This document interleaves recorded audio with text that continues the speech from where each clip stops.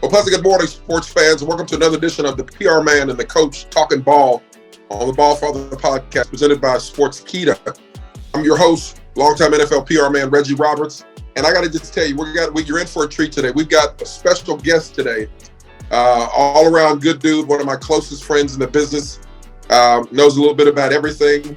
You're in for a huge treat today.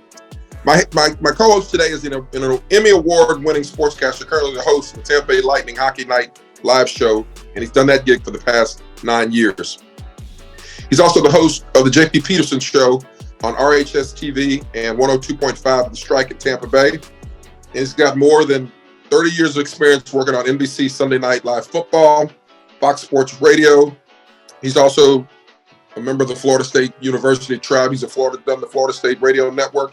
And he's also done work for the NBC Channel 8 affiliate, Channel 8 News in New York, in Tampa Bay. All around good guy, very knowledgeable sports. Say good morning to my good friend JP Peterson.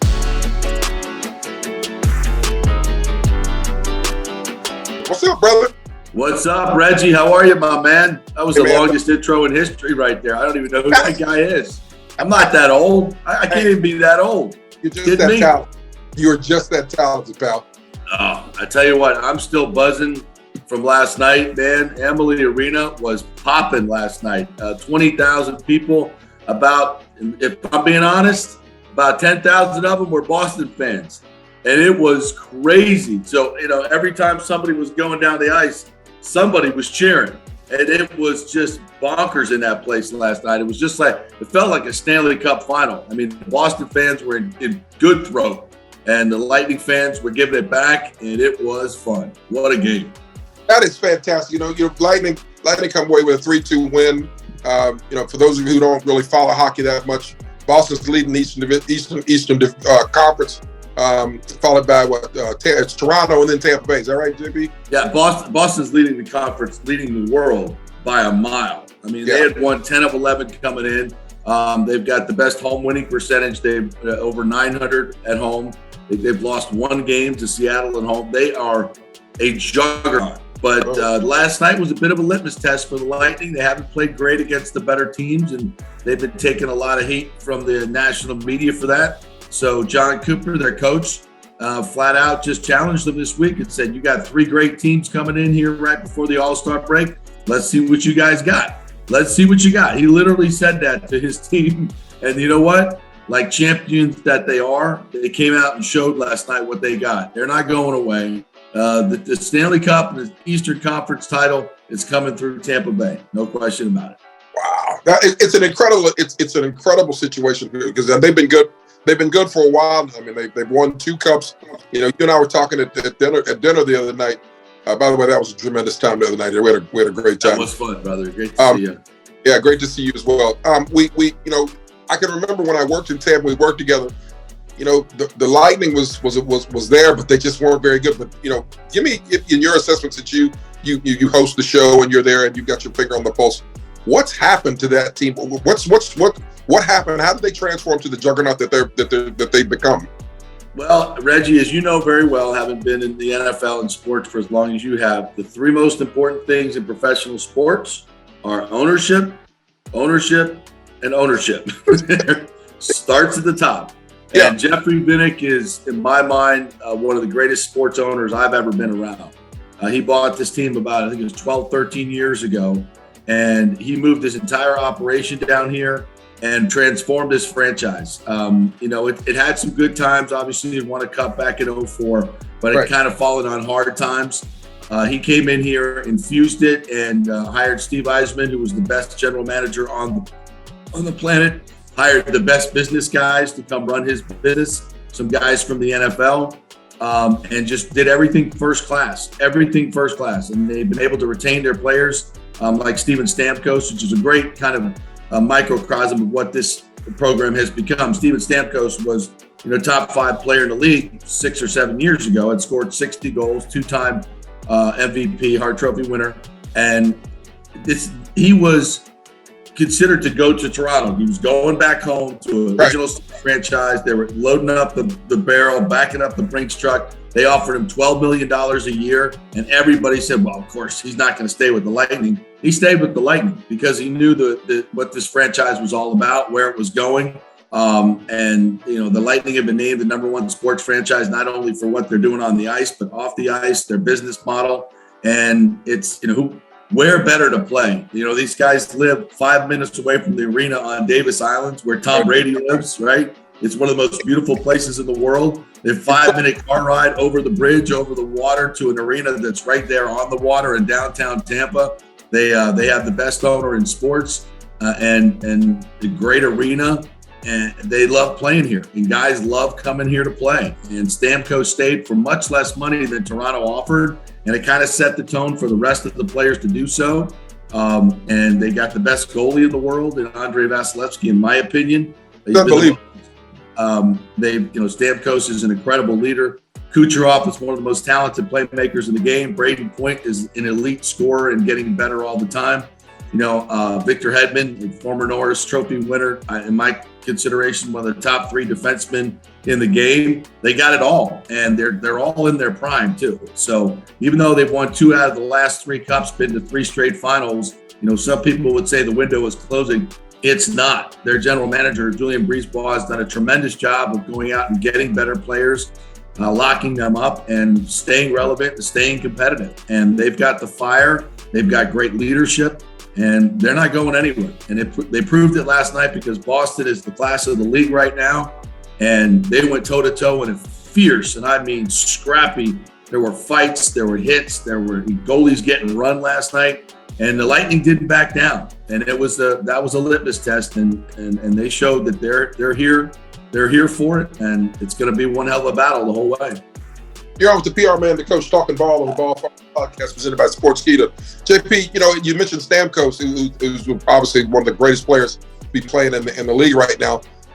He scored his 500th goal last night. I think I saw that someplace. Yeah, his 500th goal, and there's a lot of milestones this year. He's had his 500 assists, 500 goals, 1,000 points.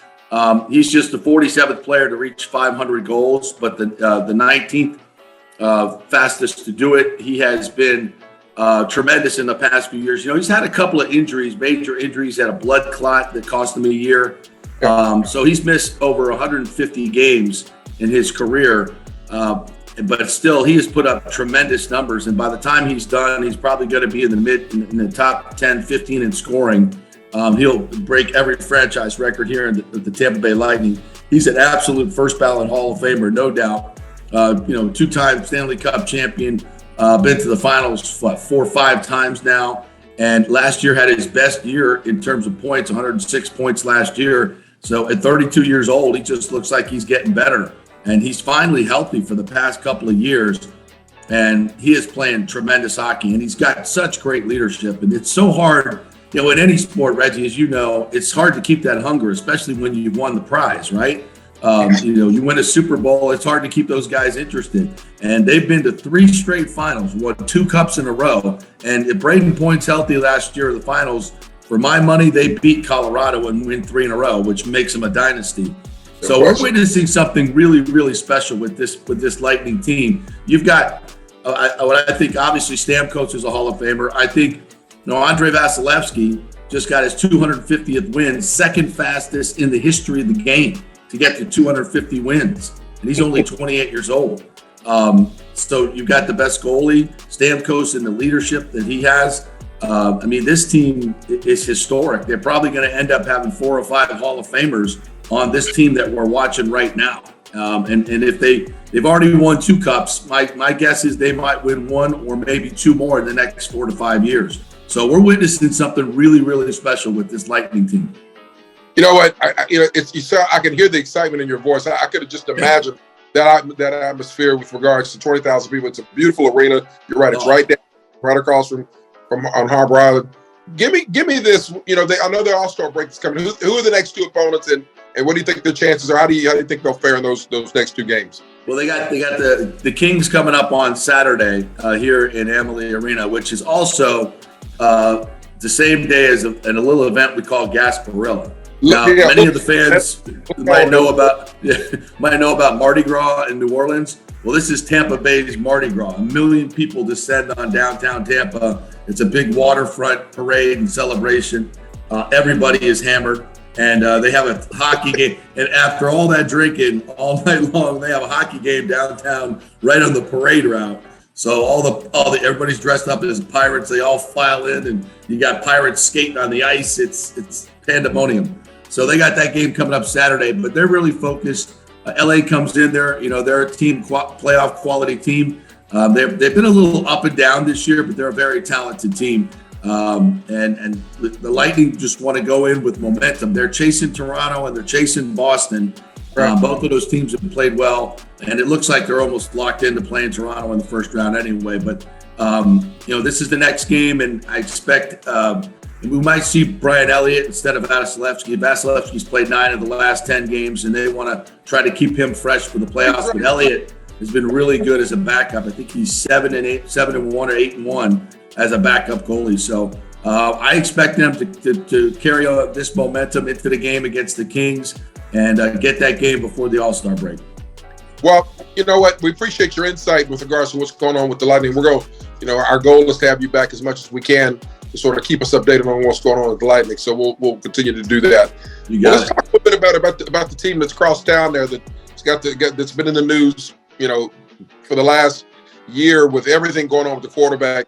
The Tampa Bay Buccaneers season ended, not on the note that everybody wanted the 31-14 loss to the Cowboys, but yet they remained in the news with all this, this drama with regards to, Barrett Lefferts being let go, a bunch of some of the assistants being let go. Yeah. Give us your update. What you're hearing. I mean, you're plugged in and locked in down there in Tampa Bay and a bunch of areas. Give us your take of what's happening with the quarterback and where do you see him playing next season? Well, that's the $1 million question. What's going on with Tom Brady? And Brady is keeping his cards very close to his vest right now. I've got some pretty good intel that he has moved out of Tampa Bay. A bunch of my friends, he lives not far from where I live. I have a lot of friends that live on Davis Islands where he lives, and they told me the moving trucks were there Friday night before the Monday night game. So as far as I know, he has moved out of that residence at least. He's been seen in Miami. His kids live in Miami. His ex-wife, Giselle, is in Miami. The Miami Dolphins tried to get him last year, so much so that they were charged with tampering and convicted, lost the draft pick because they were tampering with Tom Brady. So all signs point to him going to Miami or somewhere else and not in Tampa Bay. But there have been also reports that now that he is kind of looking at the entire set of options that he has, that he may be coming back to Tampa Bay. So I wish I had better intel on a yes or a no. My sense is that he's moving on from Tampa Bay for a lot of different reasons. The fact that he's moved out, the fact that his best friend, Julian Edelman, said he's not coming back to Tampa Bay. Gronk, his famous tight end, says that he looks like he wants to play and is going to do something new and exciting. He said that on Fox. New and exciting wouldn't be the Buccaneers. And there was just a lot of rocky times this year here in Tampa Bay. There was, you go back to that whole tampering thing with him in Miami that kind of started the dominoes falling. And this while they were playing last year and getting ready for the playoffs when those conversations were going on, which is why the Dolphins got nicked for the draft pick. And then he retires at the end of last season, which to me was more of a scheme to try to get to Miami because he was still under contract at Tampa Bay.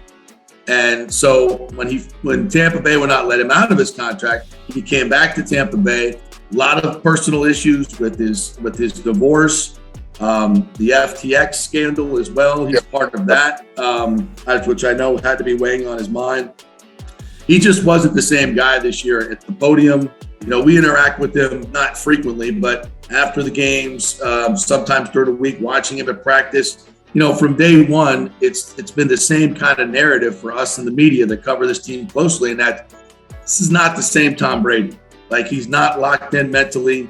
And clearly, when you're going through those kind of things, those are not bumps in the road. These are huge life-changing issues. Right? Yeah. This is not, we had a bad game. This is life-changing stuff. And if it affected him on and off the field, I've always said Brady's superpower is his preparation, right? His brain, He's always more prepared. He can predict and anticipate what's going to go on in the game because of his uber preparation. He wasn't that guy this year. He had to take 11 days off in training camp. He was taking days off in practice. I think he had issues with his shoulder and his finger on his throwing arm.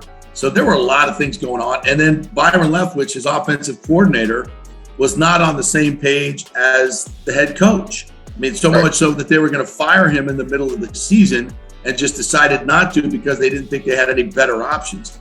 But the offense went from scoring 30 points a game, number 2 in the league, to scoring 18 points in the game in the league, which is like 25th, 26th. And that's a historic drop-off. I mean, that never happens.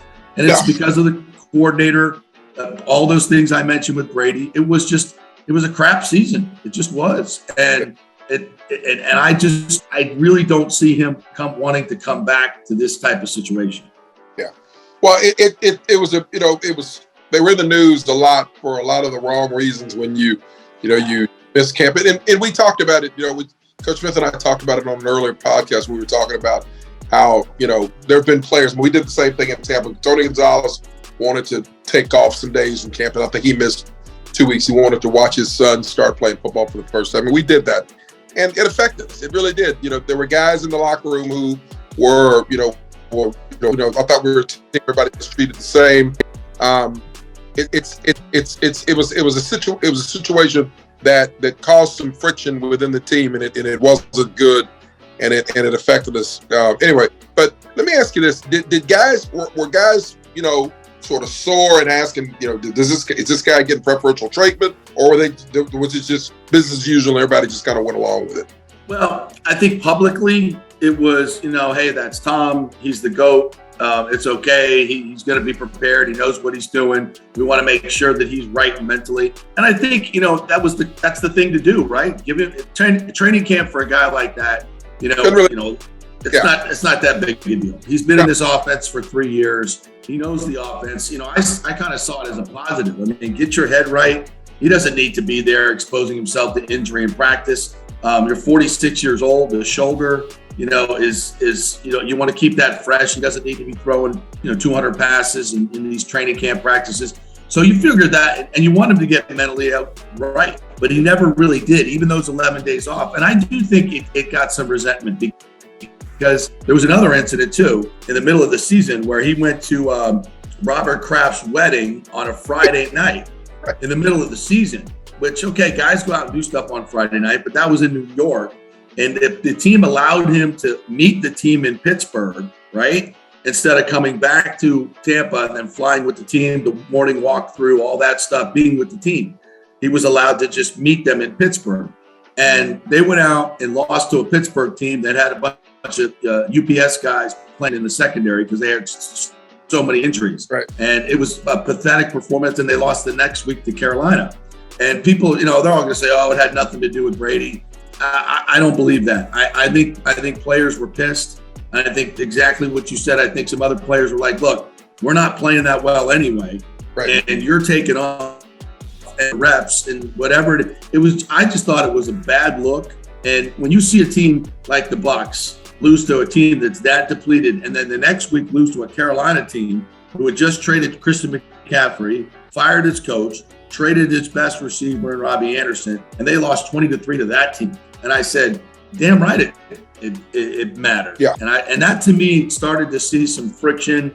There was a video that the Bucs put out the other day, which was very curious, of when Tom Brady was mic'd up on the sideline and in the huddle. And Tom's out there going, come on, guys, we got to effing go. Let's go. We got to go. And guys are like staring off into space. They're like, come on, dude, shut up. I went up. Like, where were you in training camp? Right. It's just like they had tuned him out. He would, if you can believe this, it just seemed weird. Like that the first 2 years he was here, he was the Pied Piper, man. Everything he did, guys were going along. It was kumbaya. They're winning Super Bowl, winning the game.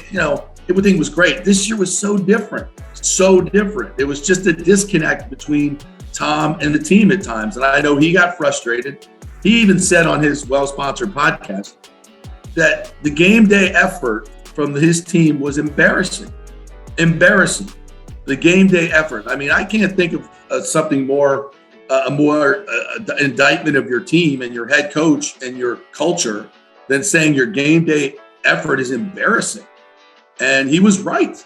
He was right. But I don't think the other players or the other coaches really like that, especially from a guy who's been taking time away from the team. So what's next, JP? I mean, there's all this speculation about where he's going to play, and there's speculation that he may wind up with Sean Payton in New Orleans and all this other stuff. What are you hearing? And I don't think it's something that's going to be decided within the next month or 2 months. But everybody wants to know. What are you hearing? What do you think? What do you think's next for Tom? Well, the Bucs are trying to hire an offensive coordinator right now, and the guys that they're talking to, Clint Kubiak, Keenan McCardell, Jim Bob Cooter, these guys don't have any direct connections to Tom Brady, not that they've worked intimately with him in the past. So none of that. I would think if he was coming back to Tampa Bay, he would be intimately involved in those conversations. But be that as it may, I think the Bucs are kind of taking the tack that we're going to go out there and put our coaching staff together and then say, Tom, look at our situation. Do you want to come join it? And when I look around the league, I still think the Bucs are the best situation for him to move forward and win, depending on who they hire at the offensive coordinator situation. Miami, I think Miami is very much in play, even though the Dolphins have said Tua is their starter and he's coming back. As we know in these times, Reggie, don't listen to what people say. Watch what they do. This is lying season. Everybody's lying about everybody's.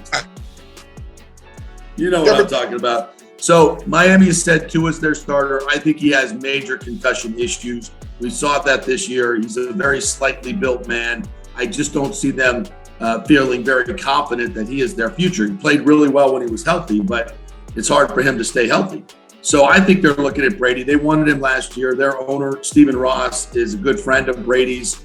There's a lot of connections there, obviously, with his kids in Miami. His kids are very important to him. He said it on multiple occasions that he wants to be near his children. He wants to be part of his life and play football. So I don't think he's going to the Raiders. I know people think that's a done deal. It's not. I don't think he's going west. I don't think he's going to San Francisco. I don't think he's going anywhere where he's too far from his kids. It's going to be on the East Coast. So that, to me, that's Tampa, Miami. I think the Jets are in play. Although they're pursuing Aaron Rodgers. Clearly, they've hired Nathaniel Hackett, his old offensive coordinator. So, and you mentioned the Saints and Sean Payton. It looks more like Sean Payton is not going to coach this year. He may one more cycle and stay at Fox Television. So I think it really looks, Tennessee has been mentioned. The Titans, Mike Vrabel is a teammate, the coach there. They certainly could use some stability at quarterback or bring in Tom Brady, get them over the hump. So I think when he looks at all his options, that Tampa's going to be the best, but I do think Miami is also not a bad spot. He's got, Jalen Waddle and Tyreek Hill and Gesicki, the tight end. Gronk is coming back. Wherever he's going to play, I think Gronk will come play with him. So they've got a decent offensive line. The Dolphin defense is okay. I think he thinks that's a pretty good situation for him. So I don't know. He may retire. I mean, he's got that Fox job waiting for him. But I don't think Tom knows. I think generally speaking, and he said this many times, that he does not know right now.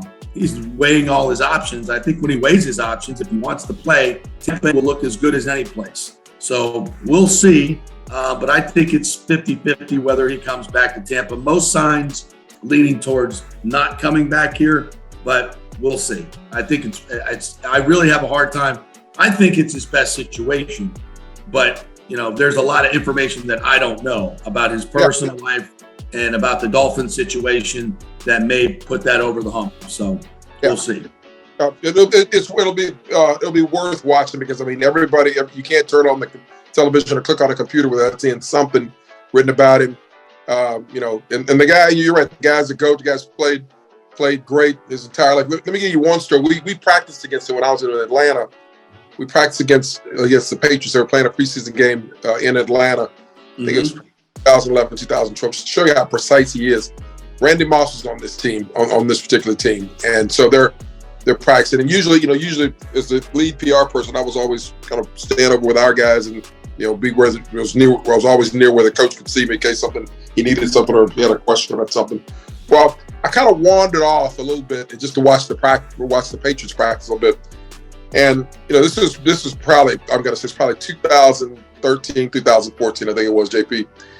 And they had a rookie receiver who broke off a route like a step early. Right. And Brady stopped the whole time. He stops the drill and just starts screaming at this kid. And he walks out and he says, you broke the route off at 17 yards. It's 18 yards. You're supposed to break it off at 18. I'm thinking, how the hell does he know he broke it off at 17? And he walked it off in front of everybody. I mean, we had fans out there, sponsors, people, barbecues going. He walked off at 17 yards where the guy broke the route off. He says, you broke it off right here. And I'm thinking, okay, when you see a guy who's had as much success as he's had, and in the middle of a drill, in the middle of training camp practice in July in Flowery Branch, Georgia, he walks it off and says, you break the route off, it'll be a pick. And he walked it off. It was an amazing thing. And then the very next play, they throw a go route to Randy Moss. He threw the ball 60 yards in there and brought Moss one hand it over our rookie cornerback Forrest. This goes crazy. I mean, it was vintage him and vintage Moss, and then they run it again going back the other way during when they brought the whole group together. Moss sticks his hands up and then tells everybody, "I'm done." He goes, "Guys, I'm done today," and he walks off and goes to the train. It was the most unbelievable, display of two of the greatest guys to ever play this game, who were just kind of out there climbing. They were going full speed, and they're just showing how great they are, both as a quarterback and receivers and games. And that's the culture that he brought to Tampa Bay the first 2 years. And it was, I remember watching him work in training camp. I was standing about 15 yards away from him, right underneath the goalpost, and he's working red zone, right, 5-yard line, and he's got Evans, Godwin, Antonio Brown at the time, Gronkowski. We're working red zone. He's going against it was a Titans defense. And he's just manipulating everything. I can hear everything he's saying, the checks that he's doing, and his accuracy. When I tell you, Reggie, I mean, you're talking the ball not here, has to be here, right? And that's the difference between a touchdown and a pick, right? And it's there every time. Velocity, the way he goes from one side to another, he can just go right here, and then he's over here the next minute. Watching him at that level, at that closely, I really got a feel for his greatness and what you're talking to, the precision and the detail. Nothing is overlooked. Nothing is overlooked. No. And that's why he's the greatest to ever do it. Yeah. The greatest. Yeah. It's just amazing to watch him, it reminded me of when I worked in New York. I got to go to when I worked at the league office, I used to go on the Friday and the Saturday before the Super Bowl. You go to the NFC team's practice. And so I come back from the Cowboys and Bills. Is one that I think they beat them 52, whatever it was, 52-18, 52-9 Super Bowl. And so I get back and my boss goes, was anything happened to work out that's interesting? I said the Cowboys threw 32 passes at this practice, and the ball never touched the ground once. Yeah. I said they weren't throwing just like little 7-on-7 pat and go stuff. They were doing their whole tree of the offense. The deep throw down the seam to Harper, the end cut to Michael Irvin. I said, the over the middle stuff to Novacek. I said it's going to be a long day for Buffalo. I mean, these guys, they were so locked in. This is Aikman. Aikman says 2 words to the media, wasn't talking, kind of grumbling everybody. But it was when you see it at that level, you see that kind of precision, you think, okay, this is why these guys make the money they do. It's why they're as great as they are. I mean, it was just an incredible thing. Let's finish up here with this weekend's games. I think the NFL probably couldn't be more happy with the matchups. Right.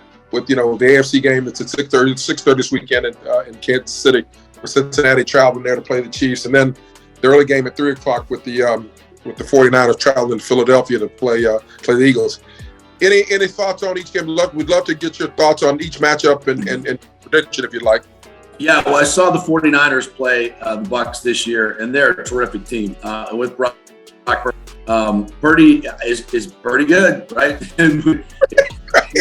He has played a lot of football in his college days at Iowa State. Interesting that these two hooked up before in a bowl game.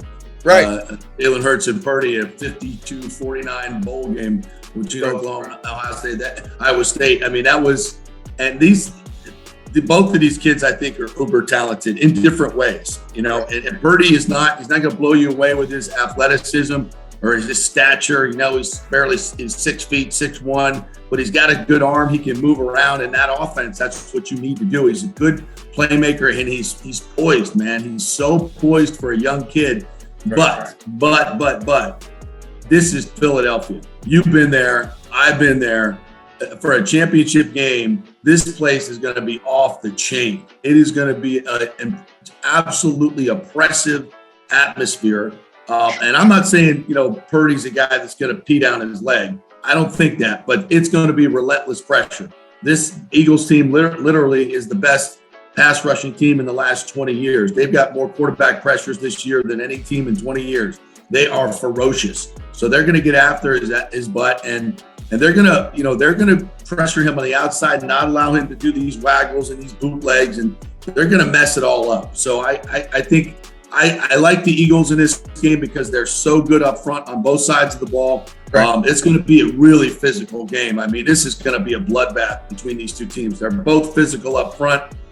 They've got physical skill players too, and Deebo Samuel and Christian McCaffrey. Jalen Hurts when he runs, it hurts. Miles Sanders, AJ. These guys are loaded, and I think it's going to be a battle royale. But I like the Eagles just because of their pressure packages, and I think and I love Jalen Hurts. He's a champion, man. This guy knows how to win. He's a tremendous leader. I just think everything the Eagles get, unless he hurts his shoulder again during the game, I like the Eagles in that one. In the AFC, I'm a huge Joe Burrow fan. Joe Burrow has done it to Patrick Mahomes, 3 times now. Got him last year. And this Mahomes ankle injury, I know they're downplaying it, but when you get a high ankle sprain, bro, on your plant foot, you can't play. You can't play. It's hard. He might be able to tape it up and do stuff in practice and, quote, not be limited. And every doctor I've talked to said high ankle sprain, nah. He might be able to play a couple quarters and get through it. But his game is all about moving around in the pocket, right? He extends plays. And if you really watch the way Mahomes plays, that's so much of his game. It's not necessarily running out, but he's a great runner as well. But once he just extends those plays, and I don't know if he's going to be able to do that for 4 quarters now, right? And Cincinnati's defense has been really, really good. They bring a lot of pressure from a lot of different places. They're not going to let Mahomes sit back there. So I like Cincinnati in this game. I think if Mahomes were healthy, I think it would be more of a toss-up. Now, he could go out there and play like he's not hurt. I think that would, be an unbelievably courageous performance. But my gut tells me he's not going to be 100%, may not even be 60%. So and I think Cincinnati's a better team anyway. So we'll see, but I like the Bengals in that one. You were talking about the Eagles. 78 sacks this year during the regular season. The closest team that was in second place was Kansas City with 55, and they've got 4 guys who've got 11 and a half. What's Fletcher Cox eating? What's he drinking? I mean, guy's been in the league 12 years and he's got 11 and a half. They got a lot of young guys playing the role. You got the young coordinator, John Gannon, who, believe it or not, Gannon was with us during the Petrino year in 2007. He was like a defensive assistant. He was an assistant to the assistant to the assistant. He was like so low on the totem pole.